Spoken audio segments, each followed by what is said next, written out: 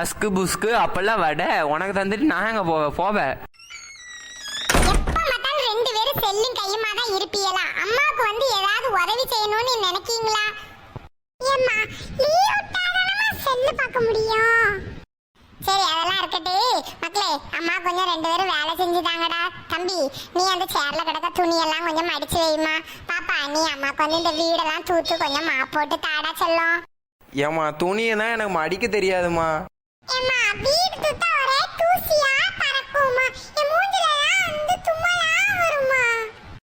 ரெண்டு பேரும் சின்ன பிள்ளையா இருக்கும்போது அம்மாவுக்கு எப்படி வேலை செஞ்சு தரேன்னு எவ்வளவு ஆசையா வருவீங்க தெரியுமா? இப்ப வளர்ந்த உடனே எனக்கு ஒரு வேலையும் செய்து தர மாட்டேங்கடா. காக்காலாம் பறக்கலட்டி, பிளாஷ்பேக்லாம் படத்துலலாம் மேல தானே பாப்பாங்க. நான் பிளாஷ்பேக் நினைச்சு பார்த்தேன், அதான் மேல பார்த்தேன்.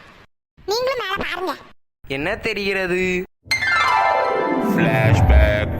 ஜனவரி மக்களே, ரெண்டு பேரும் உள்ள போய் விளையாடுங்கடா. நான் ஃபேனை ஆஃப் பண்ணிட்டு தூக்க போறேன். நீங்க ஏன் தூக்கீங்க? நான் தூக்கமா? அம்மா அடிச்சல பிள்ளை, நான் தான் தூப்பேன். நானும் உள்ள கேட்டேன், நான் தான் ஓட சொல்ல பிள்ளை.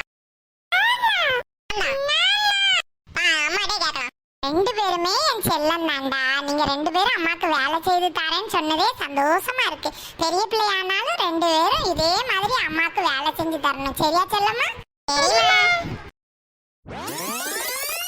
பாத்தீங்களா, சின்ன பிள்ளையில வேலை செய்தாரேன்னு கையில இருந்து எல்லாத்தையும் புடுங்கி செஞ்சுதுங்க.